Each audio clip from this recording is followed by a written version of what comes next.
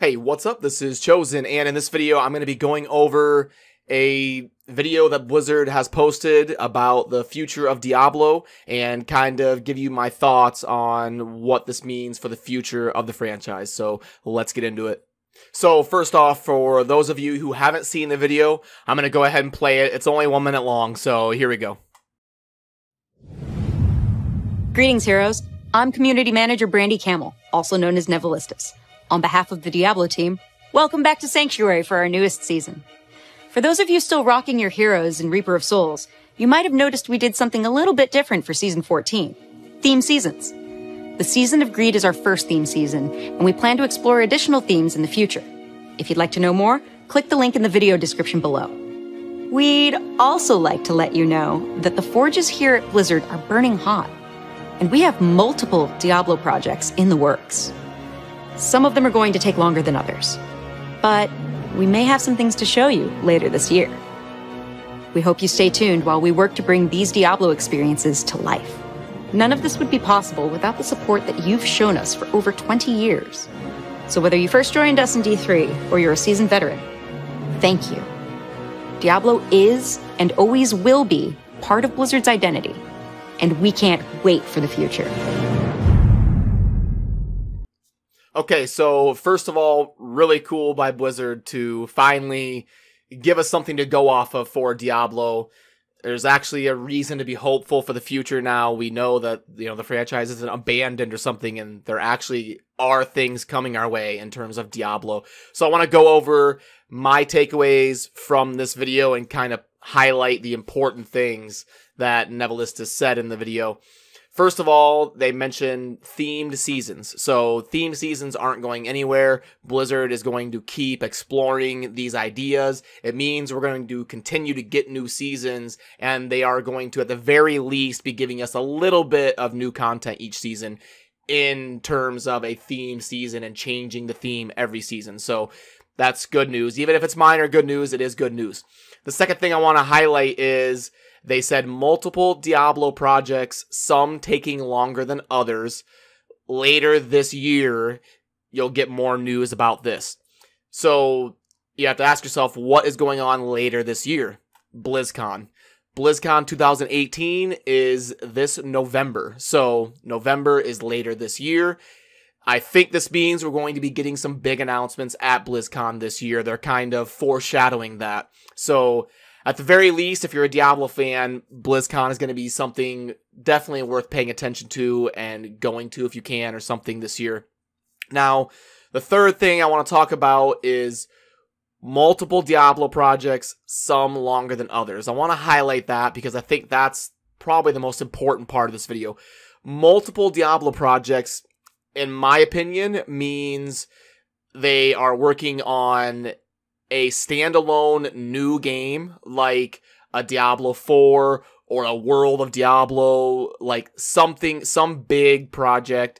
And by some taking longer than others, that means, there could be something quick and easy to do, like a new class for Diablo 3, but Diablo 4 or whatever the new Diablo game could be 2 or 3 years down the road. So I think there's going to be a mixture of 1 or 2 things coming soon, like in 2018, and then probably one thing down the road 2 or 3 years from now, like 2020, 2021. I believe we're going to get a new game in the Diablo franchise, and I think it's going to be like a mixture of a dungeon crawler and an MMO. And just to quickly talk about my thoughts on what Diablo 4 or the next game in the Diablo franchise should be, I really hope that Blizzard makes it free to play. There's so many opportunities to make money off of the game that I believe you have to make it free to play. Like, why did Path of Exile just take off right off the bat? Because it was free. So everyone was like, yeah, I'm going to go give this game a shot. I'm going to download it, play it, see if I like it. And then that made the game just blossom into what it is today, where grinding gear games is making good money off microtransactions. And I don't think Path of Exile would have been near as big as it is if it would have came with a $40 or $50 price tag right off the bat. So I really hope that Blizzard gets as large of a player base as possible by making the game free to play. And if you're saying, well, Blizzard's a company, they have to make money, why would they make the game free to play?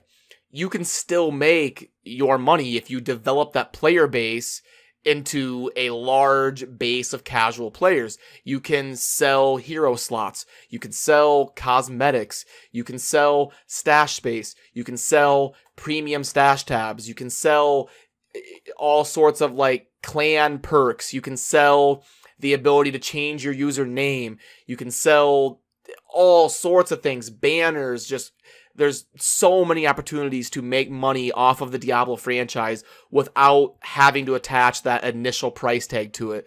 So that would be my first point of what I think would make Diablo 4 great. Now, in terms of it being a subscription game, if they do go the MMO route, like if they make World of Diablo the sequel to World of Warcraft, because remember, World of Warcraft is getting up there in age. It's about 15 years old.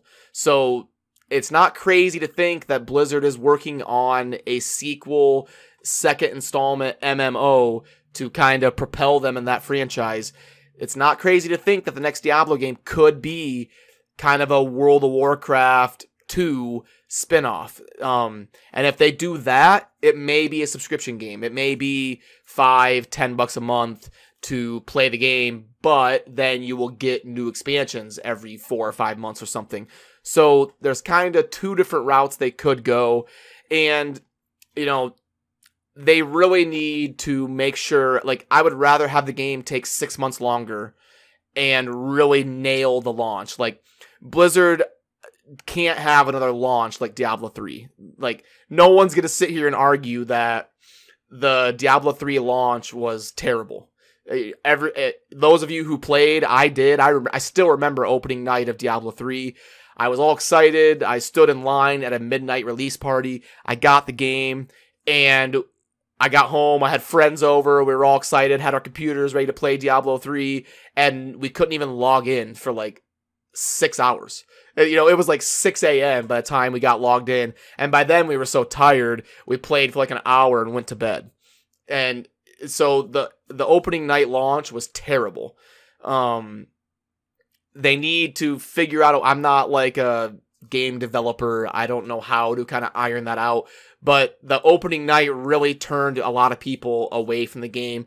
And also the game now is like 100 times better than it was at release. So I would rather have them just take a little bit more time and get it right. Like, Diablo 3 wasn't a very good game at release. Now it's a pretty good game, but it still has a bad reputation in the gaming community. And, you know, if you read YouTube comments and forum comments, everyone's always hating on Diablo 3. And that's because of the initial game and the initial release. Diablo 3 now is a pretty good game, but a lot of those casual players have moved on a long time ago because of the points I made earlier. So yeah, let me know what you think down in the comments, what you think Diablo 4 should be, what it could be, what you thought about this video. But all in all, exciting news, and finally a reason for us all to kind of rally behind the hype train and be excited for the future of Diablo. So thank you, Blizzard. Thank you, Nevelistus. Keep doing your thing over there at Blizzard. And as always, thank you for watching. Have a good rest of your day. Peace.